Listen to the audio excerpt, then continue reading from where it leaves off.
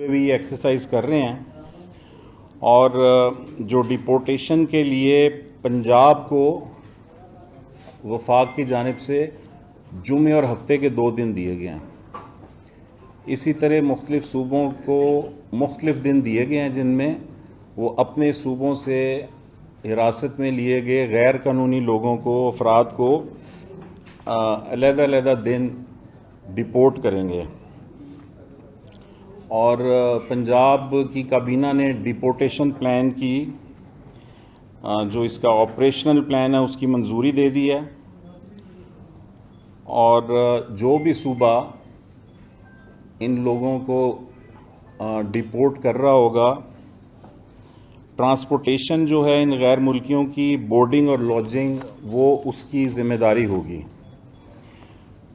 تو اس کے ساتھ ساتھ یہ بھی وضاحت کرنی ہے کہ صرف ان لوگوں کو ڈیپورٹ کیا جائے گا جن کا سٹیٹس غیر قانونی ہے، اور اس عمل میں کسی خاص کمیونٹی کے خلاف کوئی ایکشن نہیں لیا جا رہا۔ یہ یکساں طور پر تمام غیر قانونی طور پر رہائش پذیر غیر ملکیوں کے خلاف ایکشن جو ہے وہ جاری ہے۔ اس میں اب یہ بھی وضاحت کرنی ہے کہ پروف آف رجسٹریشن رکھنے والے افراد، یعنی جن کے پاس ایک POR کارڈ ہوتا ہے، ان کے خلاف ابھی اس سٹیج پر کوئی ایکشن نہیں لیا جائے گا۔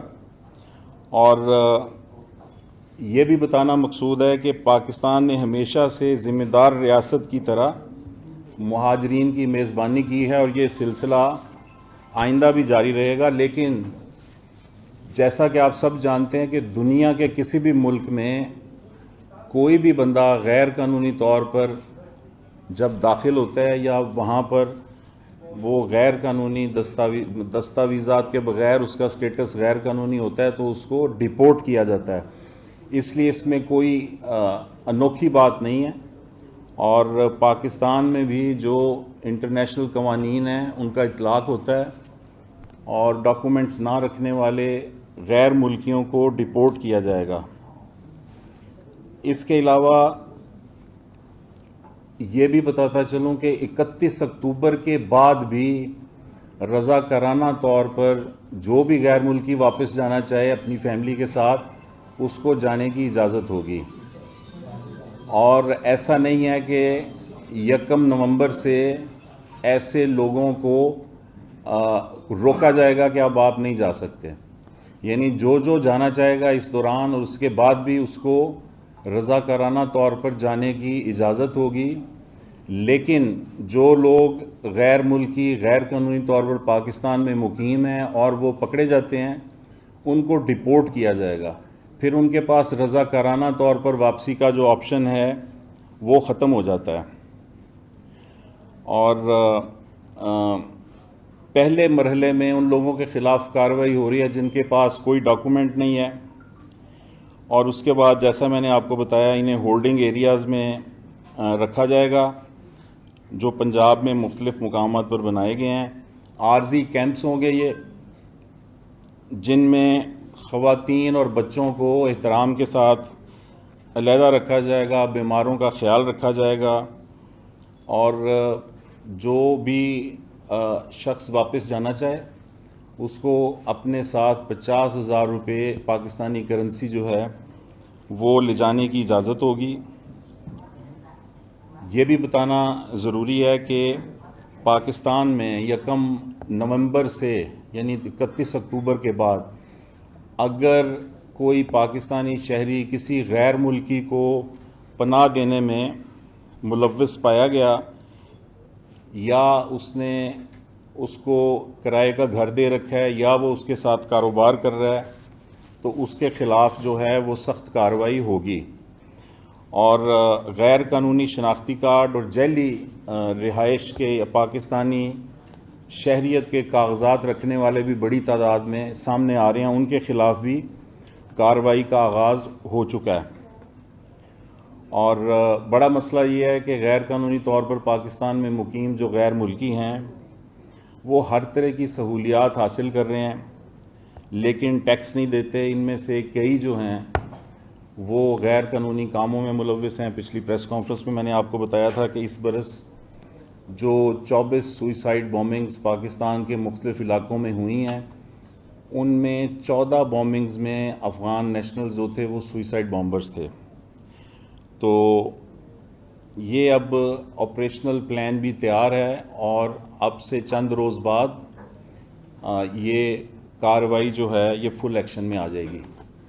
تو یہ آپ کو بتانا مقصود تھا. کوئی آپ سوالات ہوں تو کر لیجیے. ابھی جو آپ نے بولا رضا کرانہ طور پر اس کی تھوڑی سی وضاحت کریں کہ جو رضا کرانہ طور پر کرتے ہیں تو ان کو کیا پھر دوبارہ سے کیا صورتیں ہوگی اور جو رضا کرانہ پکڑے جانے کے بعد جو انہیں آپ ڈپورٹ کرتے ہیں تو کن کن صورتوں سے محروم ہو جائیں گے؟ کیا انہیں ویزا ملے گا؟ کیا وہ نہیں، یہ سمپل بات ہے کہ ابھی آپ کو ایک آپشن ہے کہ آپ خود چلے جائیں.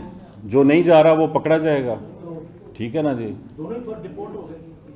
نہیں، ڈپورٹ تو ہو گئے لیکن ابھی اس وقت آپ کو پتہ ہے کہ بسیں بھر بھر کے روزانہ کی بنیاد پر سینکڑوں لوگ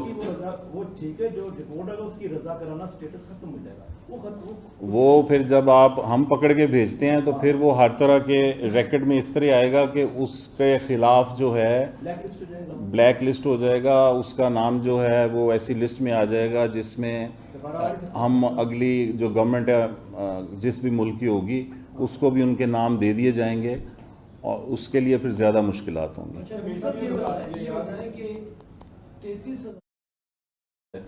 تو یہ ساتھ ساتھ فگر جو ہے یہ بڑھتی رہے گی ہر گزرتے دن کے ساتھ. افغانیوں کے علاوہ کوئی اور غیر ملکی بھی پکڑے گئے جو غیر قانونی طور پہ یہاں رہ رہے تھے؟